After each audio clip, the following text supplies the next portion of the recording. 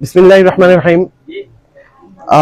সম্মানিত সাংবাদিকবৃন্দ, আপনারা জানেন আমি কিছুক্ষণ আগে আমি যে ফায়জার সাথে আমি মিলিত হয়েছি আজকে সবার সামনে, আপনাদের সামনে, এবং প্রথম তার সাথে সাক্ষাৎকার করলাম। তার নানি আছেন এখানে বসা, এটা হচ্ছে ফায়জার বড় বোন, এই হচ্ছে ফায়জা। আমি যে আমার যে প্ল্যানগুলো নিয়ে ওনাদের সাথে কথা বললাম, তার মধ্যে প্ল্যানটা হচ্ছে যে ফায়জাকে বোর্ডিং স্কুলে দিতে হবে, ফায়জাকে যাতে আর ফুল বিক্রি করতে না হয় সেটার জন্য যে ফায়জার নানুর যে দাবি হচ্ছে একটা ফলের দোকান করে দেওয়া, সেটার জন্য আমি রাজি। শুধু ফলের দোকান না, ফলের দোকানে মাল টাল যে যত কিছু লাগে সবকিছু দিতে আমি রাজি আছি, এখনো আছি। কিন্তু ফায়জাকে উনি বোর্ডিং স্কুলে দিবে না, ফায়জাকে উনি বোর্ডিং স্কুলে দিবে না। এবং উনি শেষ পর্যন্ত এরকম বলছে, যদি ফায়জাকে বোর্ডিং স্কুলে দিতে হয় প্রয়োজনে আমার মৃত্যু হবে, আমি দিব না। মানে ওনার যে ভাষ্যটা এরকম। তো আমি আপনাদের সবার মাধ্যমে জানাতে চাচ্ছি, আমি যে প্ল্যানটা নিয়েছি সেটা হচ্ছে ওনাদেরকে আমি 1 মাস সময় দিয়েছি একটু চিন্তা করার জন্য। এর মধ্যে আমি আশা করি এই আপনারা সবাই দয়া করে একটা খেয়াল রাখবেন, ফায়জা যাতে যে ফুল বিক্রি করতে না হয়। আমি ফায়জার যে আগামী যে 1 মাস আছে, আমি ওনার যে দরকার ওনার নানিকেও আমি এক্সট্রা হেল্প করব, ফাইন্যান্সিয়াল যতটুকু সাপোর্ট লাগে ততটুকু দিব। তবে আমার শর্ত হচ্ছে ফায়জাকে বোর্ডিং স্কুলে দিতে হবে, যাতে ফায়জা, কিন্তু সেফটিটা এখানে ইম্পর্টেন্ট, সামাজিক নিরাপত্তাটা হচ্ছে ইম্পর্টেন্ট। এরপরে হচ্ছে আমি ফায়জা যদি বোর্ডিং স্কুলে যায়, তার লেখাপড়ার দায়িত্বটা পুরো আমার সাথে, ওর পুরো পরিবারের দায়িত্ব আমার। ওদেরকে দোকান টোকান করে দিব, তারা যাতে চলতে পারে সুন্দরভাবে। একই অবস্থায় প্রয়োজন হয় আমি 10 লক্ষ টাকা ফিক্সড ডিপোজিট করে দিব যে ফায়জার নামে, যাতে এখান থেকে যে প্রত্যেক মাসে যে ইন্টারেস্ট আসে সেটা আমার ট্রাস্টের পক্ষ থেকে দেওয়া হবে। এই ইন্টারেস্টটা ফায়জার ভবিষ্যতের জন্য এই টাকাটা জমলো, এবং তার বয়স যখন 18 হলো তখন সেই 18 বছর বয়সে সেই টাকাটা সে উইথড্র করতে পারবে। তো আমি এই বিষয়টা নিয়ে অলরেডি আমি ব্যাংকের ম্যানেজারের সাথে কথা বলছি, এই মাত্র ফোনে কথা বললাম সবার সাথে। আমি সবকিছু মানসিকভাবে রেডি। এখন ফায়জার যে নানুর কথা হচ্ছে না, ফায়জা আমার সাথে থাকবে। ফায়জার যে লেখাপড়া যে ব্যাপারে উনি কোনো সিদ্ধান্ত এখনো নিচ্ছে না। আমাকে আবার আপনাদের সামনে বলতে হচ্ছে যে আমি আপনাদের সবার কিন্তু সহযোগিতা চাচ্ছি এই বিষয়টা নিয়ে, কারণ আজকেও কালকেও আবার কিন্তু হয়তো এই নিউজ আসবে, ফায়জাকে আপনারা ফুলের দোকানে দেখলে যে ফাহিম আল চৌধুরী ট্রাস্ট দায়িত্ব নিল, তাহলে এটা কি হলো। আমি ব্যর্থ হয়ে আমি আপনাদেরকে জানালাম যে আমি আপনারা যে আপনারা নিজেই যে ফায়জার আম্মাকে আমি 1 মাস সময় দিছি, নানুকে 1 মাস সময় দিছি। আপনি 1 মাস সময় চিন্তা করবা, আপনার নাতি আপনি চিন্তা করবেন যে কি করবেন না করবেন। কি সিদ্ধান্ত উনি নিলেন, কি কারণে আপনি দিতে চাচ্ছেন না? মাইকটা যদি একটু এদিকে ঘোরাও, মাইকটা তুমি একটু সরিয়ে দাও। এই ক্যামেরাটা ঘোরাও না, আপনি ভাই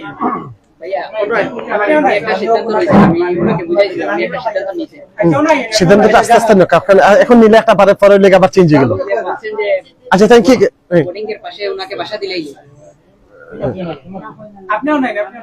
না, আপনি নিজে খোকা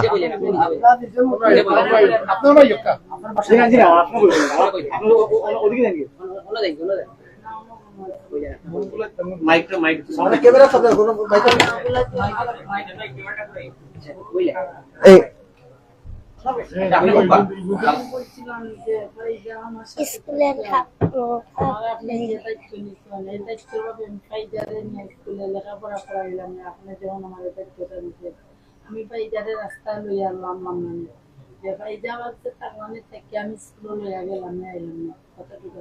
যখন কারান্তিন করছেন তখন আমার কথাটা আইছে যে বোর্ডিং স্কুল বোর্ডিং এ দিবা আপনি, ওই বোর্ডিং এর নিচে আমাদের রুম হইয়া দেব, ওই এখানে থাকা লাগবো। ফাইজা স্কুলে বোর্ডিং এর রুম হয়নি না, আশেপাশে না। আচ্ছা আচ্ছা, উনি আপাতত ওনার যদি সিদ্ধান্তে অটল হয় তাহলে আমরা সেই চেষ্টাও করবো যে এটা আমি আমার ট্রাস্ট সেক্রেটারি এখানে আছেন, আমি যে ওনাকে জানালাম। আঙ্কেল আমি আরেকটা কথা বলবো, মা তাহাজুদ 3 মাসের গর্ভ দিয়ে বাবাই তো ইয়া গেছিল, বুঝছেন?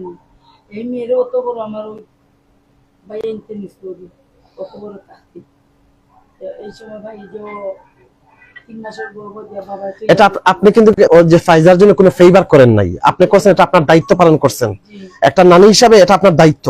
এবং একই সাথে আপনার দায়িত্ব হচ্ছে ফাইজাকে হচ্ছে লেখাপড়া করানো, তাকে মানুষ বানানো, তার ভবিষ্যৎ গড়া, এটা হচ্ছে আপনার দায়িত্ব। ঠিক আছে? তো আপনি যদি যেটা যে ওর বয়স কিন্তু 10 হয়ে গেছে, এখন কিন্তু যে বাংলাদেশের রীতি অনুযায়ী ক্লাস 4 থাকার কথা, 5 থাকার কথা, সে কিন্তু স্কুলের যে ক খ জানে না। তো যার কারণে এর দায়িত্ব আপনাকে নিতে হবে, যেখানে আপনার ব্যর্থতা ছিল। তো আমি আপনাকে আবার বলতেছি, আপনি চিন্তা ভাবনা করবেন, যদি হয় আপনি যদি যেটা বলতেছেন আপনি স্কুলে নিয়ে যাবেন আসবেন, সেই সময়টা আপনি পাবেন কিরকম। কারণ আপনি যদি ফলের দোকান দেন, আপনি যে পারবেন না, না? আচ্ছা ঠিক আছে, তাহলে আমি আপাতত যে এটা নিয়ে আমার ট্রাস্ট সেক্রেটারির সাথে, ট্রাস্ট সভাপতির সাথে আলাপ আলোচনা করতেছি। 2টা অপশন আমরা পেলাম। এর মধ্যে একটা অপশন হচ্ছে উনি স্কুলে নিয়ে যাবে আসবে, এটা আমাদেরকে লিখিতভাবে দিতে হবে যে স্কুলে নিয়ে যাবে আসবে, এবং সাথে আমরা একটা ফলের দোকান করে দিলাম। আরেকটা হচ্ছে বোর্ডিং স্কুল যদি করি, সেই বোর্ডিং স্কুলের পাশে ওনাকে কোথাও থাকতে দিতে হবে, সেই ব্যবস্থাও আমরা মাথায় রাখলাম। এবং এই সিদ্ধান্তটা আপনাদের সবার মাধ্যমে আমি খুব শীঘ্রই আপনাদেরকে জানিয়ে দেবো। তবে আজকের পরে আল্লাহ ওয়াস্তে আমি আপনার কাছে একটা রিকোয়েস্ট করবো, হাত জোড় করে। রিকোয়েস্টটা হচ্ছে আপনি কোনো ফুলের দোকানে ফায়জাকে আর নিয়ে যাবেন না, 1 নাম্বার 2, আল্লাহ ওয়াস্তে ওই যে অনেক রকম দেখবেন যে অনেক মানুষ, হয়তো সেই ইউটিউবার না, হয়তো সে সংবাদকর্মী না, আপনি তো চিনবেন না, আপনার বাসায় যাবে ফায়জাকে, যে বাচ্চা মেয়ে ফায়জার শরীরে হাত দিবে, মানে অনেক রকম, মানে যেগুলো ইভিটিজিং করবে। আপনি কিন্তু এটা বুঝার দরকার। আপনি মনে রাখবেন, এটা কিন্তু ফায়জার কিন্তু নিরাপত্তা, সামাজিক নিরাপত্তা, এবং হচ্ছে যে শিশু নির্যাতনের অনেক ধরনের সমস্যা পড়তে পারে।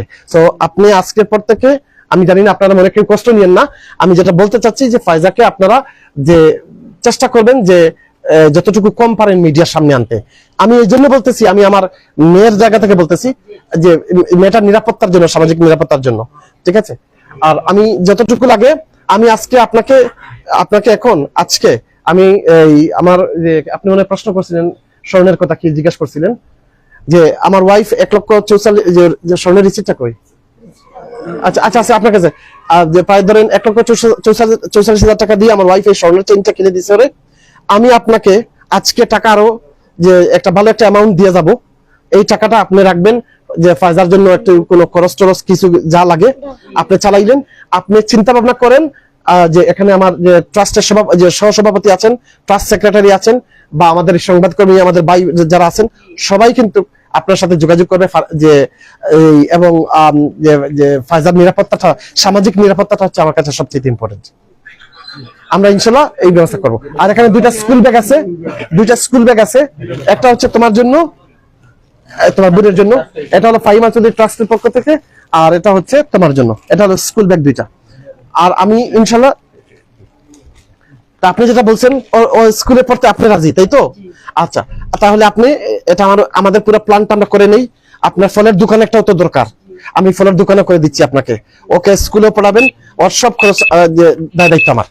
আপনি যদি ওকে যদি সুন্দরভাবে স্কুল খরচ সবকিছু আমি চালাবো, যদি করতে পারেন, তাহলে আমি ওর নামে ফিক্সড ডিপোজিট করে দিব, কারণ বিনিময়ে আমি আমার মেয়েটাকে স্কুলে যে পড়াতে চাচ্ছি। ঠিক আছে, ধন্যবাদ, থ্যাংক ইউ। আচ্ছা, আবার আরেকটা কথা, আমি সব যে ভাই যার একটা বই আছে, যেটা বলতে পারবেন আপনি, আমি একটা বলছি।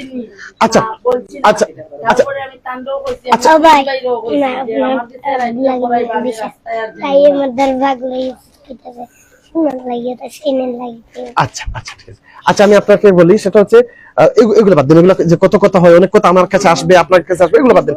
আমি জাস্ট যদি এই দায়িত্বতে ব্যর্থ হন, আপনার যদি আমি যে দায়িত্ব দিব, ফলের দোকান করে দিব, সবকিছু করে দিব, কিন্তু এরপরে যদি আপনারা যদি লাস্ট মুহূর্তে যদি আপনারা যে হঠাৎ করে মাইন্ড চেঞ্জ করে ফেলেন, তাতে কি হবে জানেন? আমি আমার ট্রাস্টের পক্ষ থেকে আমি বলতেছি, আমি কিন্তু আমার দায়িত্ব থেকে আমাকে চলে যেতে হবে, কিন্তু আমার মন কাঁদবে। এই সাংবাদিক কর্মী যারা আছেন, এত কষ্ট করে আসছেন, সবার কিন্তু মনে কষ্ট হবে এই মেয়েটার ভবিষ্যতের জন্য।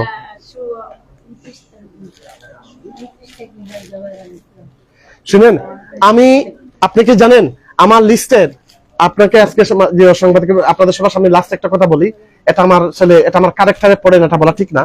আমার আজকে হিসাবে 143 জন 143 বাচ্চাদেরকে আমি কিন্তু লেখাপড়া খরচ চালাচ্ছি শুধুমাত্র ঢাকার মধ্যে। এই পথ শিশু মানে স্কুলে ভর্তি করে দিছি 143। এটা কখনো এই সুযোগ আমি এটা চাই না, যেটা সাংবাদিকদের সামনে বলি, আমার ওই জিনিসটা মাথায় রেখে করতেছি যে আমার বাচ্চা, আমার সন্তান আল্লাহ চাইলে কিন্তু ওই জায়গায় জন্ম দিতে পারতো। আমি সেই আল্লাহর উপর তাকওয়া করে আমি কিন্তু এটা করি। আর যে ফায়জার দায়িত্ব, আমরা সবাই চলেন ফায়জার গার্জিয়ান হয়ে যাই, শুধু ফাইমাল চৌধুরী ট্রাস্ট না, আমরা সবাই সাংবাদিক কর্মী যারা আছেন, ইউটিউবার আছেন, যে যারা আছেন, আমরা সবাই ওর গার্জিয়ান হয়ে যাই। এবং আরেকটা জিনিস আমি আমার মেয়ের জায়গা থেকে বলতেছি যে আল্লাহ ওয়াস্তে ফায়জার যদি কেউ কোনো ইন্টারভিউ নেন, ওর যেন গায়ে হাত কেউ না দেয় প্লিজ। এটা হলো প্রচন্ড খারাপ, এবং আমাদের কার কোন নিয়ত আছে আমরা জানি না, কারণ আমাদের সমাজটা খুব খারাপ। এবং আমি আপনি নানি তো আপনাকে আমি অনুরোধ করবো, আমি চাই আমার বোনের রাখতাম, আমার বোনের লোকে পড়ালেখা তোমার বোনের লোকে ফোরতে হয়, তুমি কোন জায়গায় ফোরো এখন? গলা ভাইয়া তো ওখানে গেলে তো নাইনি, ওখানে গিয়ে তার ফোরে না একলগে আরো তো বালা কোনো দোকান দিয়ে দিলাম আপনারে দুই বোন এখানে তখন যার বালা নাই। আচ্ছা এখন নানি যাবো, আচ্ছা সিলেট দিতে ভালো, আচ্ছা ঠিক আছে, তোমার আমি সিলেট আনবো যদি তোমার ফ্যামিলি মানিয়ে নেন, তাহলে আমি আনিয়ে দিব না, সমস্যা নেই। থ্যাংক ইউ, ধন্যবাদ আপনাকে, থ্যাংক ইউ স্যার।